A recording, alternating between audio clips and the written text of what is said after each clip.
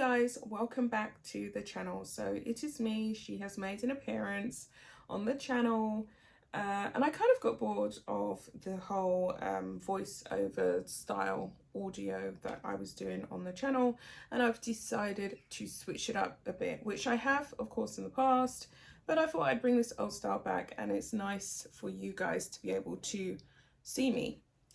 So Harry and Meghan have suffered yet again another major setback. The Crown has scooped a lot of Emmy nominations, and Harry and Meghan's Netflix docuseries, which should have, it was meant to be groundbreaking, right? It was streamed by X amount of people, millions of people, even though Netflix did lose a lot of business when they decided to partner with Harry and Meghan. They lost a lot of subscribers because the Sussexes are not liked. So they've missed out on a Emmy nomination. They haven't been nominated in any way, shape or form. This article is by the Daily Mail. I think I'm going to put it here. So the Crown scoops major Emmy nominations, but Harry and Meghan's Netflix docuseries misses out. And it's not really a surprise, is it? I think that a lot of people in Hollywood are fully aware of Harry and Meghan's lack of popularity and their unfounded accusations against the royal firm, and the fact that essentially they have just been running a hate campaign against the future Queen and King of England, William, and of course Princess Catherine, and the current King of England. Harry did refer to Camilla in his book The Spare as didn't he describe her as a witch, or the Wicked Witch of the West, something like that. So the Crown's fourth season has been nominated for Outstanding Drama Series at this year's Emmy Awards. However, Prince Harry and Meghan Markle's controversial documentary series failed to get noticed by the TV Academy. And I think that was done on purpose, of course. You know, they're not liked, as I said. No one is really biting. A lot of Hollywood types have decided to distance themselves. All four previous seasons of the Netflix hit have been major players at the Emmys, including a win for Best Series in 2021. Meanwhile, experts were originally convinced the Sussexes' six-part doc could be nominated and even win the trophy for Outstanding Documentary or Non-Fiction Series. And I think that was the intention, because let's face it, they're bearing their souls. They're bearing their souls for money in Hollywood, and they've essentially sold the royal firm out, their kids, the relationships in the royal household. They've made these outlandish, unfounded accusations with no real evidence. And you would have thought that there would have been at least some kind of recognition for that. They haven't gotten that at all. And are we surprised, guys? Of course we're not. So it goes on to say, meanwhile, experts were originally convinced that the Sussexes, Instead, nominations went to Dear Mama, 100-Foot Wave, Secrets of the Elephants, the 1619 Project, and the US and the Holocaust. Harry and Meghan's divisive doc followed their story from their first meeting and the royal wedding up to their decision to step away from the royal family. So yeah, they pretty much covered everything. So this is an interesting little post on Twitter that was posted by Observer88. I'm going to put it here. Caption this, she's put, and you know, can you really...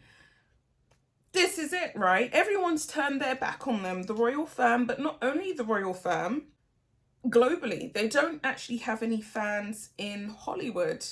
So, this article goes on to say, Netflix critically acclaimed drama has been nominated for 6 awards, and this is in reference to The Crown this year. It has also been nominated for technical awards in casting, cinematography, period costumes, and hairstyling. And what can you really say? There's a tweet here from The Wanton Wench. I'm just going to put it here. And she's put, I'm sure, like me, nobody wanted this outcome for Harry. Most certainly wanted him to have a happy and very successful marriage. And that's true. I think a lot of us did want Harry to have a happy and successful marriage, and we was rooting for Meghan, the first biracial, or duchess, should I say, to join the royal firm. It was a diversification in the royal household that we'd never seen before since Princess Queen Charlotte, right? Which the other Netflix docuseries, the Bridgerton series, has covered. And it's just gone wrong. We wanted his relationships with William and Kate to remain intact. So let me finish what she said. Most of us remember him as a wayward teen and thought he'd grow out of it. I'm as certain as I can be that had he married a woman that was kind and empathetic to his needs, yeah, and I think, you know, if he'd married the right woman who would have encouraged him to get therapy instead of lashing out at his whole family, it wouldn't have gone in this direction. So she continues on to say he would be living the life that we wished for him. I miss seeing him carefree and happy. And that's definitely something that we haven't seen. So she's posted a lovely picture here of him with Kate and William laughing, and they did have a very strong relationship. So to cover other things, other news that's happened in the Sussex camp, we have quite a few tweets here. So there's another interesting one where someone has spoken about Evans E. I'm going to post it here. How I still can't believe that Harry and Meghan copied this exact image for their Netflix documentary. And there's the image here. The image posted by Anna Rogers. Harry and Meghan even copied the clothes of William and Catherine.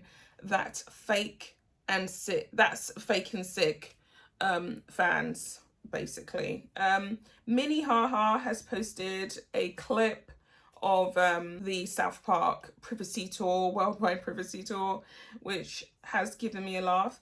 Another thing that I find quite interesting about Harry and Meghan's demands for privacy, which continues to linger on, is the fact that even though they've breached the privacy of their own daughter, little Princess Lilibet, they actually shared direct images of her face in the Netflix docuseries. They've posted quite a few pictures of her. I think she featured on last year's Christmas card, or the year before, right, when she was born.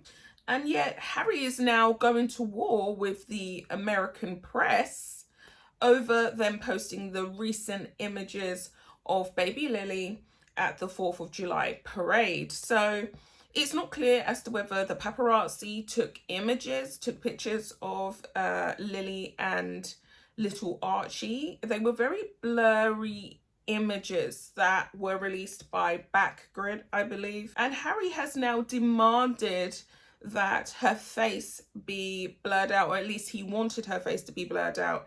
So interestingly enough, the British media, who Harry cannot stand, they respected these requests and they did blur out the kids' faces. But in the American press, who are meant to be all good and saintly according to Harry and Meghan, because, you know, America's meant to be better than the UK, they didn't.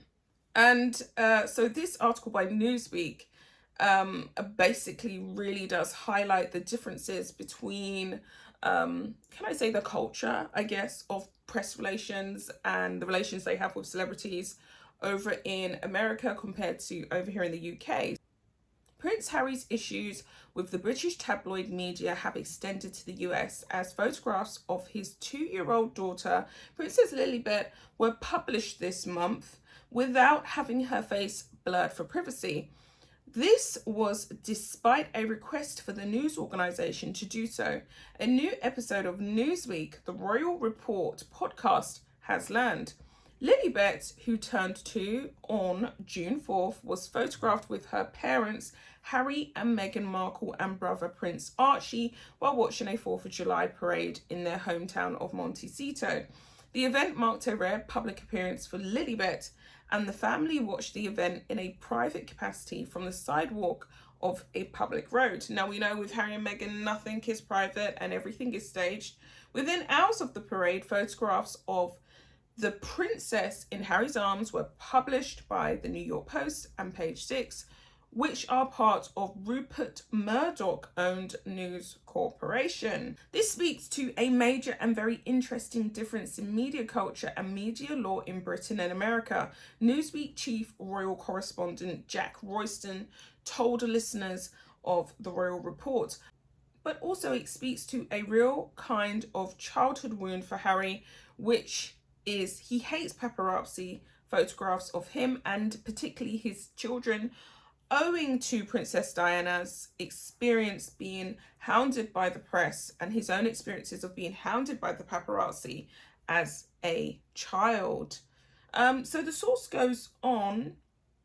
In fact, as I understand it, they actually asked for the Post to blur Lilibet's face, he continued, and they got no response.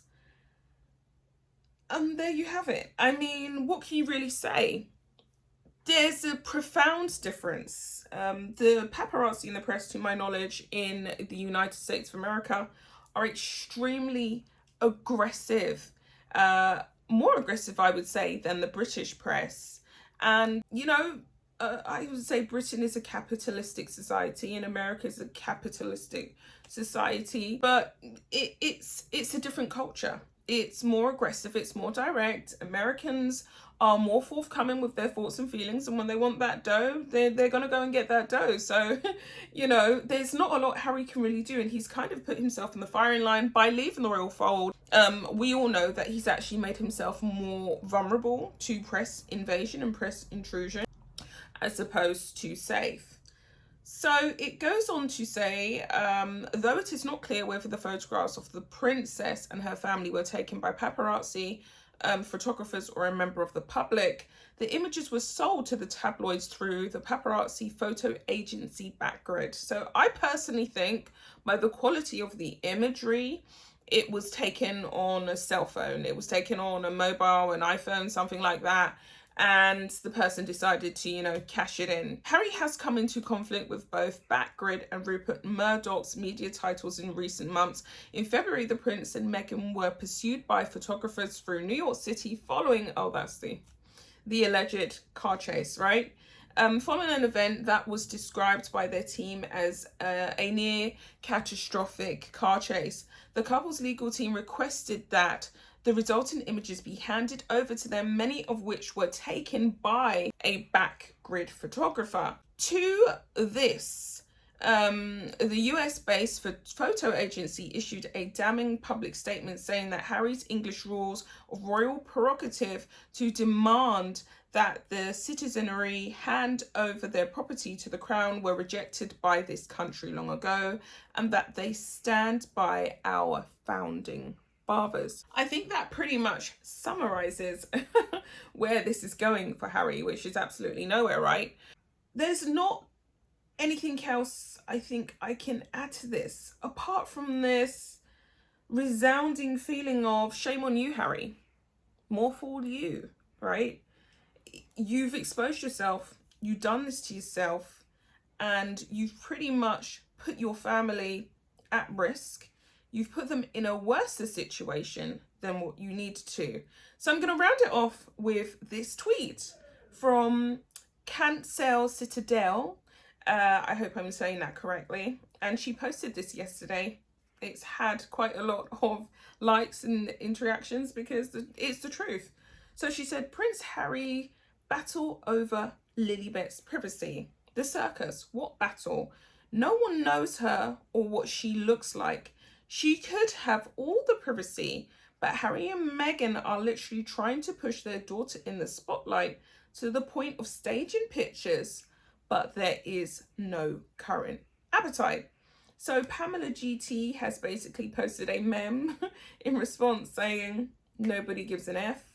And, you know, that's the truth. So she's gone on to say, just let them live as they currently do. Who asked? So without further ado, before this video gets way too long, I'm going to end it there and I will be back with another video. Don't forget to like, comment, subscribe, in order to keep me posting more content. All right, bye guys.